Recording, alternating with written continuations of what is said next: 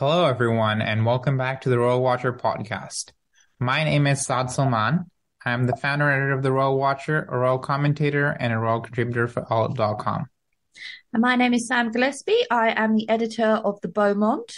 I have a background in fine jewellery and a long-held fascination with history and royalty. And today we're having a really special episode looking at all the details of the upcoming coronation of King Charles and Queen Camilla. Sam, what are you most looking forward to?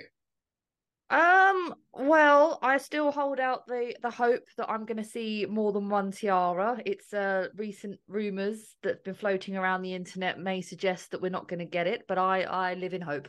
I live in hope. I really hope we see at least the the main female members of the royal family. Just a little tiara, just a tiny little one, make me happy. So that's I what mean, I'm. I would hope for the big gun ones, so even the tiny one would be a possibility. What if A I just think possibility. if I hope for the little ones and then they bring out the big ones, then I'll be extra happy. Yes. No, I mean, they can take our tiaras, but they can't take away our hope. Damn right. I don't even know what they're on about, who's advising them. It's been quite a interesting situation. But as those watching can see, this is what the dress code we are hoping that the senior members of the royal family will be wearing. The men in uniform, we know it's a collar day for the Order of the Garter. So those who have them will be wearing the full collar of the Garter with the sash of the Order of the Thistle. And then ladies should be in evening gowns and tiaras. I would think a bit of limited necklaces and stuff because it is day wear. They don't want to go out too much, but let's hope this surprises a bit. Yeah, and will they be all wearing the royal orders? Hopefully, I think one thing we may be able to look forward to is the Royal Family Order of the King, which will hopefully be worn by the ladies, no matter what their dress code. So that is something that's kind of gotten lost in recent days with the varied coverage coming out, but I'm looking forward to seeing that. Though Hopefully, let's hope they yeah. don't disappoint us. What color do you think it will be? I'm hoping for like a pale green, Me given too. environmental kind of passions and everything. That seems to be the consensus. A nice green. A green for him, and then I was thinking return to sky blue for King William. Okay, okay. Well, touch wood. We'll have a while before that one. Hopefully. I mean, given how this coronation's going, let's hope you're out of the cost of living crisis by that time so we can get everything properly done. Oh well, fingers crossed. Definitely. One thing for sure that will be there is the spectacular coronation regalia, which for those in the know, it has roots in medieval kind of crown jewels, but most of the coronation regalia was created brand new in 1661 after the original was destroyed by Cromwell during the English Civil War. Yes, that so it's there are there's some gems that might have survived that are actually on the imperial crown, but yes, when we killed the first King Charles, we took all his stuff and we melted it down, and then we had to start fresh when we changed our minds. Definitely. Yeah, no. So, kind of the highlight of the collection is the St. Edward's crown, which is only used for the crowning of the sovereign, and it remains in the Tower of London, not to be worn again. It'll be carried into Westminster Abbey by the Governor of the Tower of London and High Steward of England, and the crowning will be carried out by the Archbishop of Canterbury. Afterwards, the king will take off St. Edward's crown and replace it with the imperial state crown, while Queen Camilla will be crowned with the crown of Queen Mary, which includes the Cullinan 3, 4, and 5 diamonds. Cullinan 2 is in the Imperial State Crown, and Cullinan 1, which is the world's largest colorless diamond, is in the sovereign scepter with the cross. So we're seeing quite a lot of major bling. Oh yeah, I mean they don't get much bigger than the Cullinans. Definitely. And the scepter was due to be carried by the Duke of Buccleuch and Queensberry, but unfortunately his wife has passed away last week. Right now, the kind of consensus is that he is still going to carry out his role despite everything, but it may change the next few days. Oh, that's a shame because obviously we were looking forward to the Duchess being one of the few ladies who aren't in the royal family to possibly wearing some of her impressive jewels. But yeah, rest in peace. Sad news. Yeah, no, personally, I was looking forward to seeing that diamond belt that we both saw last year on display at Sotheby's. Oh, And I was kind of hoping they're going for the state opening Parliament route, because the Duke of Wellington is carrying the Queen's crown, and we could have both of the Duchesses properly bejeweled up like they are at the state opening Parliament. It would be something nice for us to see. well, hopefully there'll still be some bling. But yeah, that diamond belt is something else. Yes, it's, I think, one of the most spectacular pieces of jewelry I've ever seen. But yeah, Hands down. same. I remember both of us, like, our jaws fully dropped when we saw that thing. It's just because they didn't advertise it, and there's just by They didn't coincidence, advertise it. Yes, and we were just discussing their jewels like 2 minutes before that. literally going, "Oh my god, have you ever heard about the belt they own? Oh, it's amazing!" And then you just went, "Is that the belt? We turned the That's corner and the we're like, belt." uh, someone should have recorded that, because that was a very fun day. Oh yeah, we totally didn't record because we were told not to do that by Sotheby's. Wink, Uh, wink. wink, wink. I mean, some of us. I mean, I saw some pictures of it actually online on Instagram. So Well, I'm like, yeah. I didn't release it because, I mean, the family wanted it private, but yeah, I have an article on the Duchess of Buccleuch's tiaras. Go check that out. exactly. Shameless plug. So with all the crown jewels, they'll be carried by a kind of host of people. A lot of them are hereditary peers. There's a bunch of life peers, and also some kind of ordinary people that were chosen for their service and their roles in the military and in the church. Okay, yep. That's That's like a element that they have retained for this coronation, more so than we kind of expected. Yeah, I think the general, in our discussions we've been having, and all the royal watchers have been having, it's a very tricky.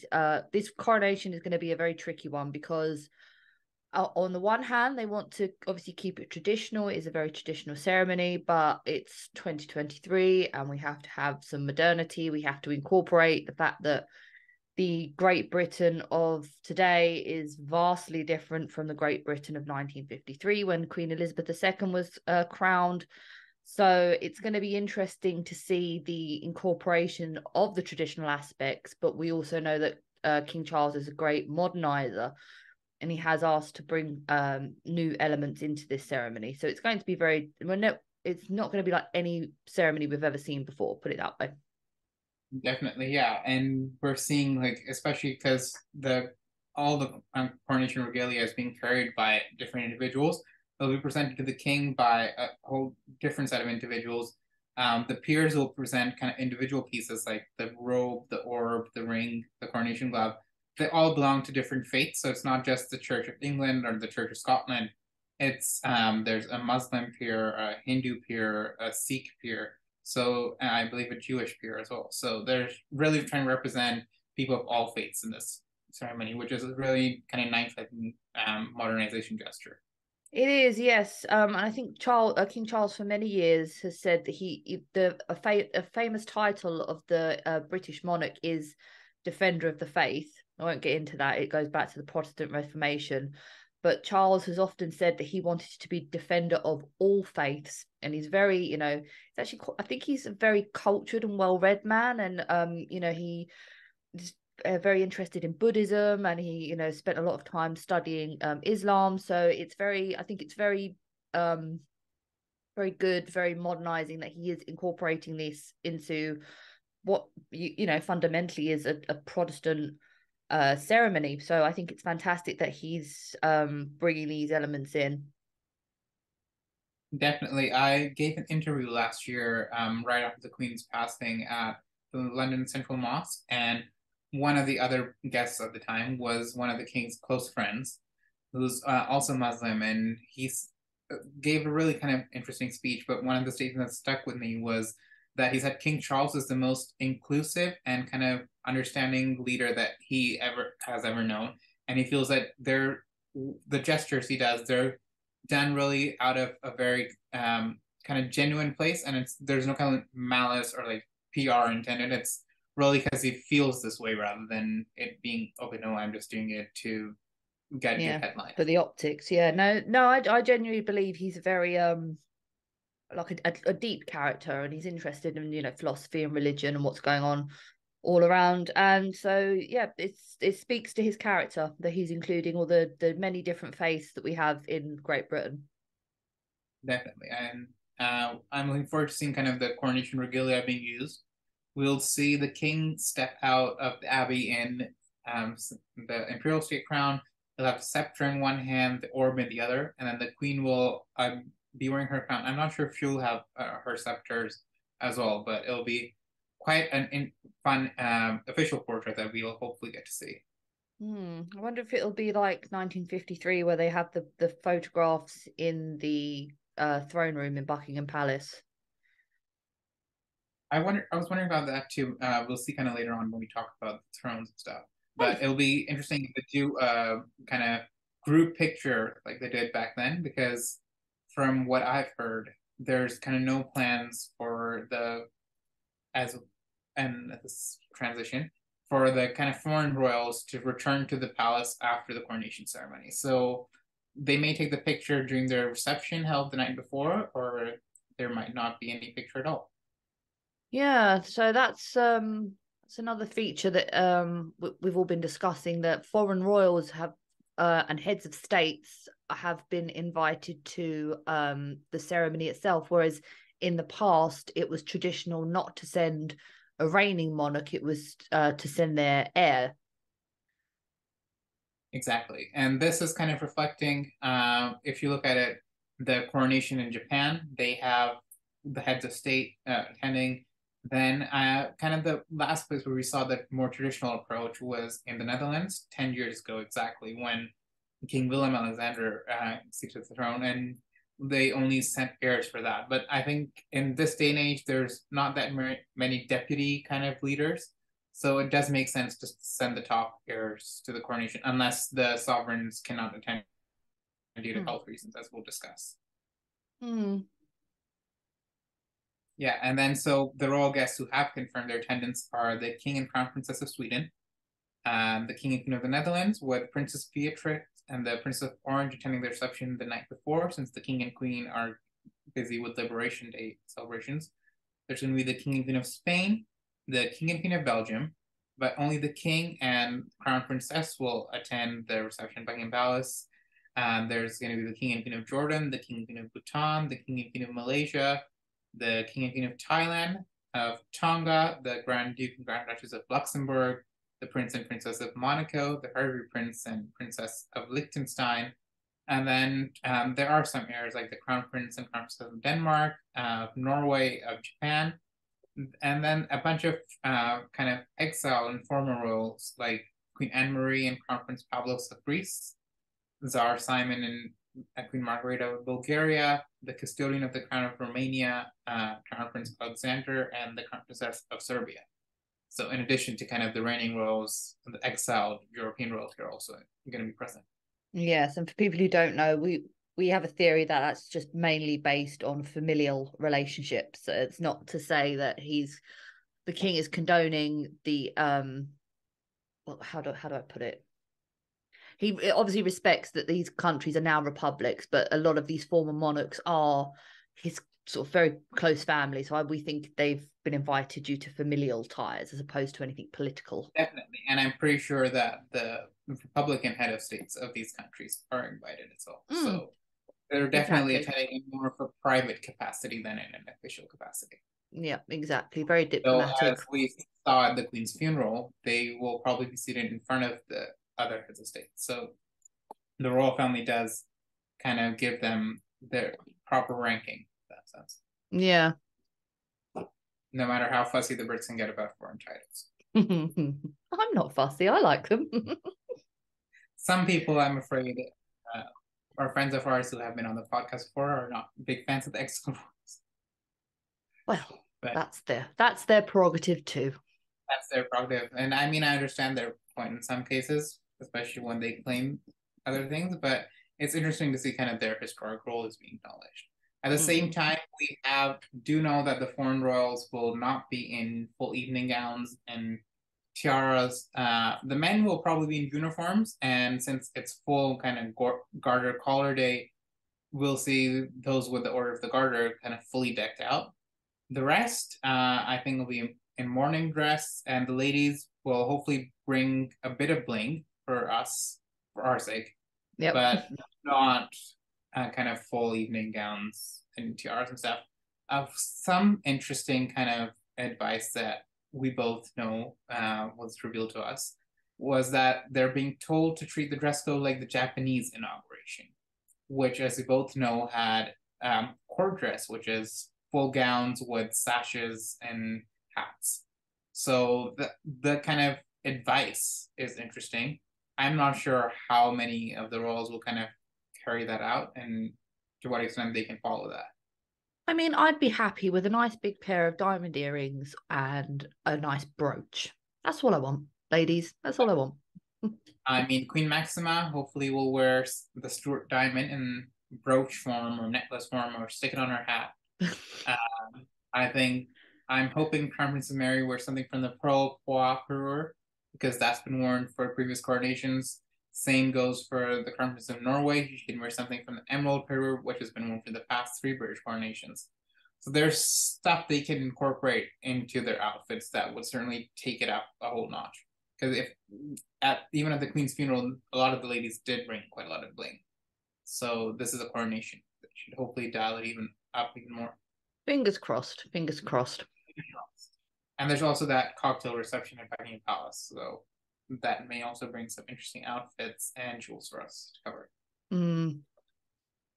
Hopefully.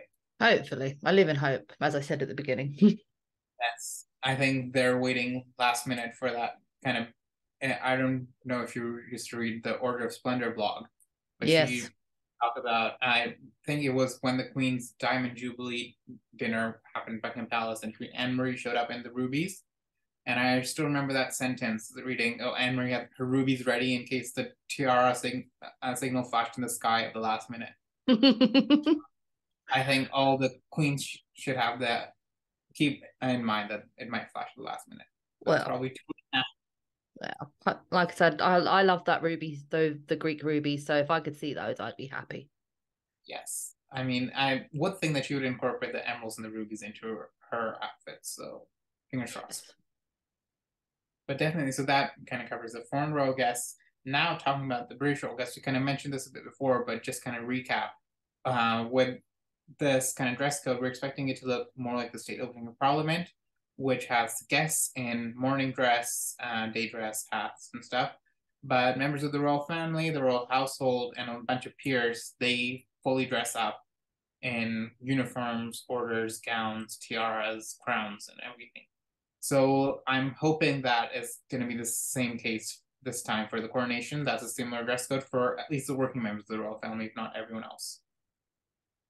Yeah, it's like I say, it's a very strange atmosphere in England at the moment. And again, it's one of those things where there are people saying, we want the bling, we want the pomp, we want the ceremony.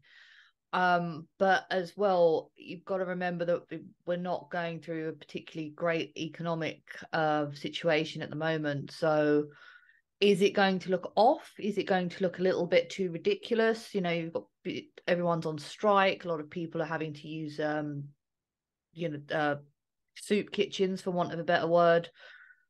But at the same time, it's going to look really strange if Charles goes down, Charles and the members of the royal family just turn up in what you'd go to a restaurant in. So yeah, it's a very difficult balancing act at the moment. Kind of thinking is, would kind of the ladies turning up in coat dresses kind of benefit any of the people there? And I mean, optics wise, I think it would look even more strange because it kind of represents a more kind of disunified picture where you're not able to put on the full show because of the circumstances where the monarchy is kind of supposed to represent everything going well.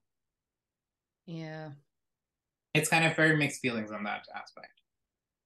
Very, very at the moment. It's a very confusing what's the word? It's the mood. The mood's very odd. Definitely. And it's much changed from last year's Platinum Jubilee celebrations when economic crisis wasn't as bad as it is now. Yeah, it's very strange. I wonder if it's, because it was the Queen or people are a bit hesitant about Charles. Yeah, Yeah, I think it's a mixture of that and also the media frenzy kind of whipped up, which yeah. also pisses people off. But definitely lots of kind of questions that still remain and something for us to hopefully look forward to rather than be disappointed by. Yes. We can only hope. And one thing we will see, I mean, speaking of out of touch, is the king and queen will ride back to Buckingham Palace in the massive Golden State coach, which date back to 1760 and is mainly used for coronations, though the queen used it a couple of times during her reign. And it's said to be quite uncomfortable. That's why they're only using it for one step of the journey, but I think it'll be quite a splendid sight regardless. Yeah. Again, as I say, it looks amazing. It's a traditional thing that has been used in the coronations. Um, and it is. I think it was made in Britain. Was it? Yes, I think so. Okay, so that would, that's a wonderful relic of British craftsmanship, and we should all be very proud of it. Again, optically, don't know if it's going to go down well. Yeah, it really does depend. I'm not sure kind of long term how it will go, but I feel it's one of those things that people overanalyze stuff right now, but on the day itself, there'll be like when I was thinking the top three, four images that I'm gonna put in my article. I think there's one gonna be on the balcony of Buckingham Palace, and then one main one of kind of the royal family, or the king's crowning, the actual moment of that, and the third one would probably be the foreign royal guest. So this is like delegating it way down the line. So it's a part of it, but it's probably won't be like the main highlights. People will probably forget about it sooner or later. Yeah, and again, as I say that, it won't, when I say it might be not well received. Let's be honest, the people lining the route to the Mall who are going to see this are ardent royalists, so they will be cheering. So Yeah. So yeah, they are the ones looking forward to this. yes, And then at the same time, we have some information yesterday about what the king will be wearing, and he's recycling the vestments used in the coronation services of um, King George IV, King George V, Sixth, and the Queen. So almost oh 200 years old, which includes something called the Columbian Sindonis, the Super Tunica, the Imperial Mantle, the Coronation Sword Belt, and the Coronation Glove. wow, I'm amazed that they're using things from George the Fourth's reign. Exactly, because I think that's the belt and stuff. These tunics they date back to George VI, so they're still almost like You could, 85 years old. yeah, you can still sort of wear them, but yeah, George the Fourth, wow.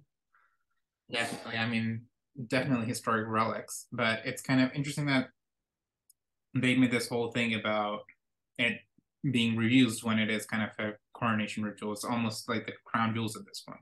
Mm, yeah, I wonder where are they? Do you know if they're displayed when they're not being used? Apparently, they're displayed with the crown jewels of the Tower of London. Okay, I But have I not haven't been been, in so years. I cannot tell you. No, I think I've been And for someone who's lived in London her entire life and who works in the jewelry trade. I've been to the Tower of London once.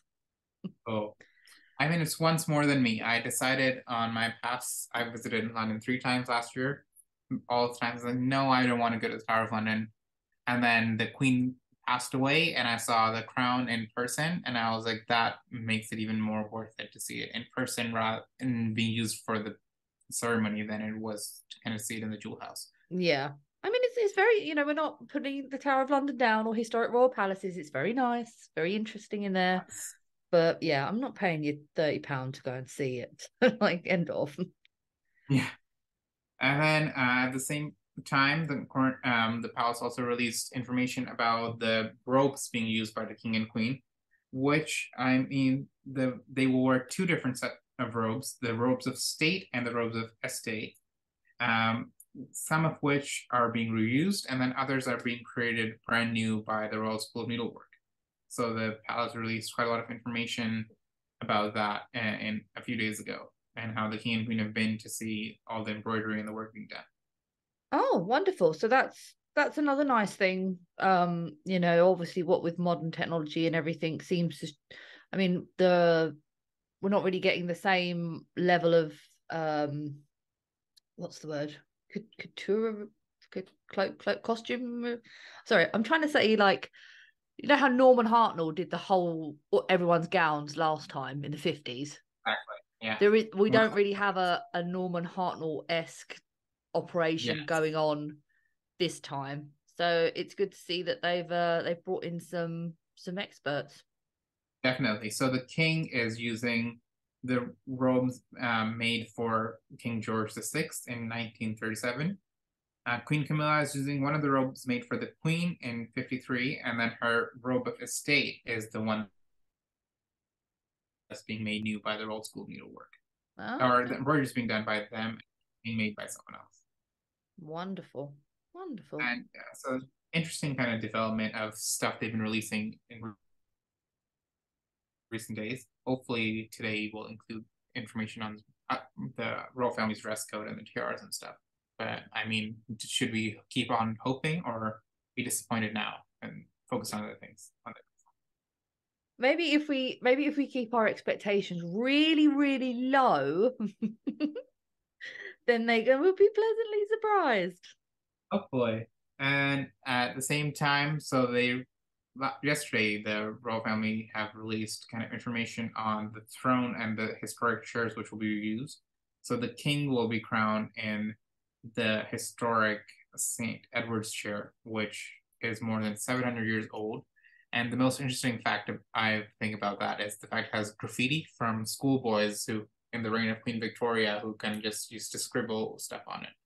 Which I find amazing. Like, was Given it's like one of the most historic pieces of furniture. yeah. I mean, I don't imagine they were popping in there on their break. So where was the headmaster where they were sitting there graffitiing one of the oldest relics in English history? One of them is apparently the future Lord Curzon, who Oh, fellow South Asians is a very divisive figure. oh, So that one. that one, yeah.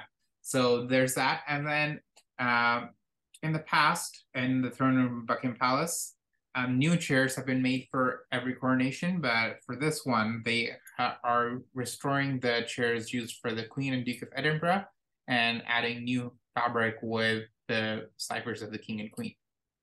Oh, wonderful. So it's good in one sense, but also in the past, like the old throne chairs used to go on the side of the throne room, and we could kind of see those.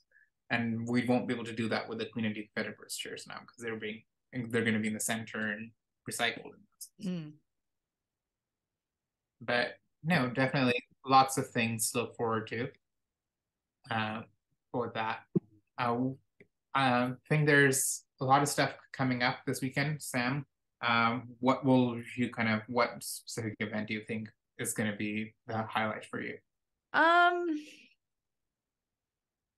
I think it would be nice. We're not. It's usually traditional in Britain to when there is a big sort of like a jubilee, you tend to have more of a street party, which is like all the community come together and they have like just like sandwiches and cakes and all that kind of stuff. And I think they're changing it for this coronation. It's going to be called the Big Lunch. So I know that there's a couple of community centres in and around my area, at least, that are holding a little celebration. It's not going to be big, but it's just something for to sort of mark the day. So that would be quite nice for people, I think. Definitely, it'll be a great way for kind of communities to get together because I think the day itself is a Saturday, but you do have a bank holiday off for the coronation, right? We do, and that's why we love the monarchy. We get these random days off. Though I wish they would, there's already a bank holiday in May. We couldn't have had done this in July. Come on. I know last year in Canada we had two bank holidays at the same day in the month of September, and then a third one came for the Queen's funeral. So people were quite pissed off because it kind of disrupted not only the work schedule, but they kind of wanted a bit Spread it more out a bit, planned. and we've Yeah, literally just had. I mean, at the beginning of April was Easter, so we had a long weekend then, And today's a yesterday was the 1st of May, which is a bank holiday. And at the end of the month, there's another bank holiday. So no one's getting any work done in May. Of course. So, I mean, good for people who don't like to work. And for Yeah. those who are more productive, they're probably not too happy. No, that's just like me. Anyway, I think this has been a great episode catching up. And hopefully next week we'll both be together and recording post coronation what we thought Yes. about it. And with a bit of luck, we'll have loads to discuss. Hopefully, lots of tiaras to dissect. Fingers But, crossed. but wonderful. Okay, well, yeah, look forward to seeing everyone next week. Wonderful. Talk Right. to you soon. Bye. Bye.